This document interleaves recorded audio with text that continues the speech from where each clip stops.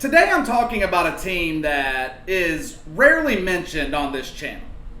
They're rarely mentioned because, to be perfectly honest with you guys, the Jacksonville Jaguars just aren't that interesting. They're one of the least supported franchises in the NFL, located in one of the smallest NFL markets. The city of Jacksonville isn't exactly what I would call a tourist destination like other small market teams like New Orleans or Orlando in the NBA.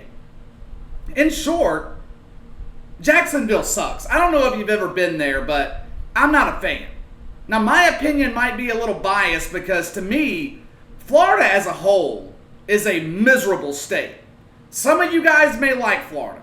I don't. It's one of my least favorite states in the country. Anyway, as boring as Jacksonville can be, right now there are actually some interesting things going on with the Jaguars. For one, 2020 is a make or break season for head coach Doug Marrone. He's essentially been in Jacksonville for 3 years. He's had one great season. Past 2 years, the Jags have been an absolute dump. Only 11 wins combined the last 2 seasons. They've been terrible. What boggles my mind about Jacksonville, and what appears to be a make or break season for Doug Marrone, he and the Jags have traded or released every fucking guy on the roster that could help them win. Jalen Ramsey, traded to the Rams early last season. Calais Campbell, gone. You had Nick Foles, traded into Chicago. A.J. Bouye, gone. And now, the Jags have declined to pick up the 5th-year option for running back Leonard Fournette, which means 2020 is likely his last season in Jacksonville. It seems to me that if you have talent, if you're one of the best at your position, Doug Marrone and the Jags don't want you on their team. But I'll get to my thoughts on the Leonard Fournette situation in just a second. People will make the case that maybe the Jags are tanking the 2020 season to draft Trevor Lawrence next year. And they could be right. Maybe that is the case. But what the fuck does that do for Doug Marrone? Unless Jags owner Shad Khan has assured him that he is staying on past 2020, tanking doesn't do shit for the Jags head coach except get him fired. Even if Shad Khan assured Doug Marrone that he would keep him around after the 2020 season, that doesn't mean a damn thing. A lot can change from May to December. Jacksonville did pretty well in the draft, defensively anyway. Got a nice cornerback to replace Jalen Ramsey, picked up an edge rusher, but I still think the Jags could struggle on the defensive end. I didn't like the decision by Doug Marrone to hang on to defensive coordinator Todd Wash. I think Jacksonville needs a change of voice, change in systems on the defensive side of the ball. They were dreadful defensively last season. And they've released or traded almost all of the defensive stars that led the great defenses in 2017 and 2018. But really, the problem in Jacksonville has always been the offense. This franchise has been absolutely fucking dreadful offensively for years, especially during the Doug Marrone era. This team can't buy fucking points. Last year, 26th offensively in points scored. Scored less than 20 points in 7 games last year. 2018, the offense was pathetic. 31st in the league. Look what happened back in 2017 when the Jags were actually efficient offensively. They led the league in rushing on the back of Leonard Fournette, the guy they're looking to get rid of. 5th in the league in points scored, with Blake fucking Bortles as their quarterback. That is an accomplishment. Blake Bortles right now is a guy who's working the drive-thru window at your local dry cleaners. He's terrible. What was the result, though, of the 2017 season when the Jags were decent offensively? They made it to the AFC Championship game. Now, I understand declining the fifth-year option on Leonard Fournette. If you've listened to this channel for a while, you know my feeling on handing out second contracts to NFL running backs. In most cases, it is always a mistake. I didn't like the Cowboys doing it with Ezekiel Elliott. And I don't think the Jags should give Leonard Fournette a second contract. Here's why. Declining the fifth-year option for Fournette makes 2020 a contract year for him. So he will be motivated to have the best year of his career. Something that Doug Marrone desperately needs from his best offensive player if he wants to keep his job in 2021. The problem in Jacksonville is the same problem that this franchise has had since 1995. They don't have a fucking quarterback. The Jags have been searching for a franchise quarterback for 25 years.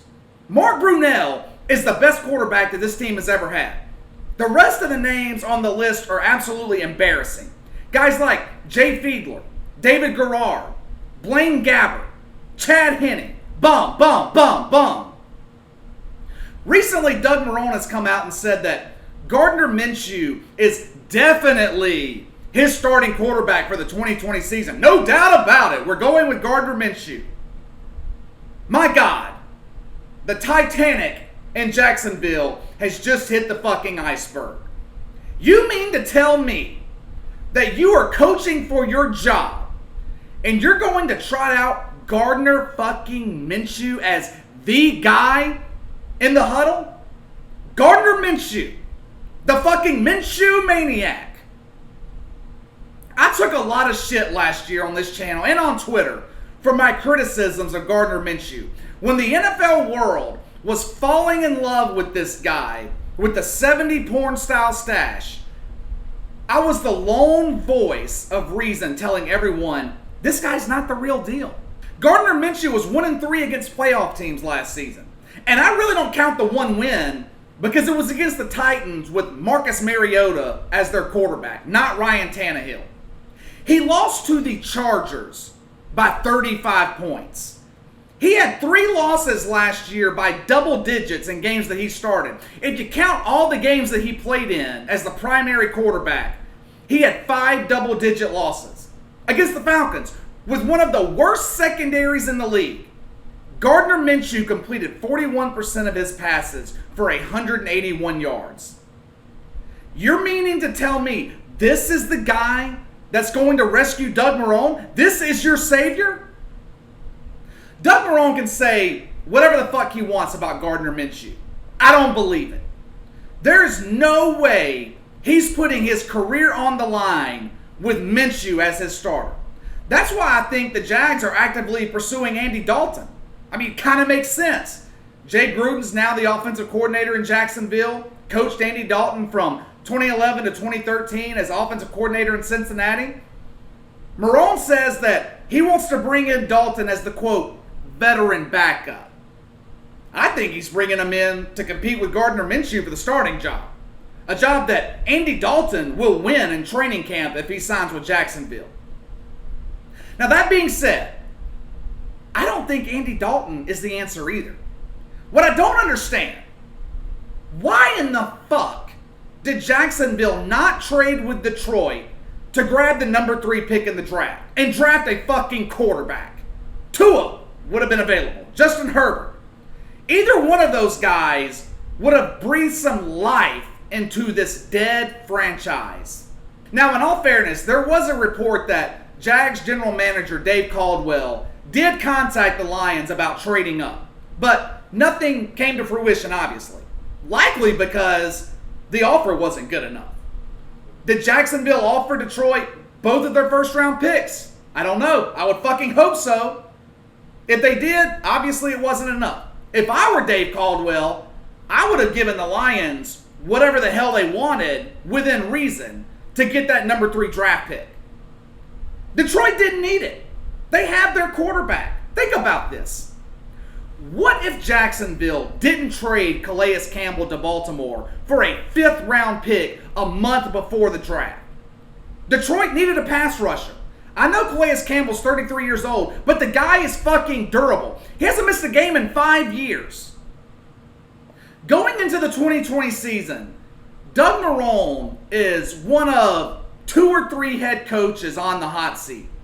And his seat may be the hottest. Him and Matt Patricia in Detroit are battling it out for whose ass is burning more going into the 2020 season. I think it was a mistake by Jaguars owner Shad Khan to hang on to Doug Marrone after the 2019 season. I think he should have been fired. It is obvious that Jacksonville is in a full rebuild. I mean, you don't trade and release the talent that they had without sending a clear message that you're blowing up the ship and rebuilding it from scratch. You don't do that with the head coach that's been there for the past 3 years. I think the only thing that saved Doug Marrone's job is the players on the roster. I believe that Shad Khan allowed the players to get into his ear. Aside from Jalen Ramsey, most of the players in Jacksonville love playing for Doug Marrone. He is the ultimate player's coach. That philosophy, being a player's coach, works really well in the NBA. The NBA is a player's league. The NFL is a head coach quarterback league. Being a player's coach in the NFL buys you a first-class ticket to the unemployment line. It doesn't work. Now, I'm not saying a coach has to have the personality of a mounted moose like Bill Belichick, but an NFL head coach has to be the captain of the ship. He has to set the culture. He can't allow the inmates to run the asylum. How many times have you seen John Harbaugh, Sean Payton, Pete Carroll get into a shoving match with a player on the sidelines like Doug Marrone did with Jalen Ramsey last season? It's never happened with any of those guys. Gil Brandt, a senior NFL analyst for NFL.com, he wrote an article a couple of months ago outlining 3 things that must happen for Doug Marrone to keep his job past 2020. Number 1, Gardner Minshew must take his game to the next level. Well, that's absolutely laughable in my opinion. But that is the reason that Doug Marrone brought in Jay Gruden and new quarterbacks coach Ben McAdoo to work on improving Gardner Minshew's game. But it's not going to fucking work. You know my thoughts on Gardner Minshew. I think he's a bum. He had 11 turnovers last year in his first 9 games. I don't see him improving enough this season to push Jacksonville to the next level. Second on the list, Jacksonville's defense must become a power again, starting up front. Now, like I said earlier, I think it was a mistake by Doug Marrone to keep defensive coordinator Todd Wash. I feel like offensive coordinators around the league have figured out his schemes, and he's just flat out failed to adjust. Even when the Jags were great defensively in 2017 and 2018, they still struggled to stop the run. 2017, they were 21st. 2018, they were 19th. Last season, they were 28th. I have zero faith that 2021 is going to be any different for the Jacksonville defense. Third, the London games must be turned from a hurdle into an advantage. Jacksonville has played games every year in London since 2013. I think it's a great move by the NFL. There is no sense in taking home games away from teams like the Saints, the Seahawks, the Steelers, the Packers, who sell out every home game. Take them from a team like Jacksonville, who struggles to sell tickets. The Jags are playing back-to-back games in London this season. Now, Gil Brandt's theory is Jacksonville will have an advantage over their opponents since they'll be in London for 2 weeks and could possibly sweep the 2 games in the UK. Of those 3 things that Gil Brandt points out that need to happen for Doug Marrone to keep his job, I see him going 0 for 3. It's inevitable. This is going to be Doug Marrone's last season in Jacksonville. Here's what I think's going on. Shad Khan has traded or released damn near all of his veteran stars. He declined the 5th-year option on Leonard Fournette, which likely means it's his last year with the Jags. He loaded up on draft picks. He's rebuilding this team one piece at a time with young players.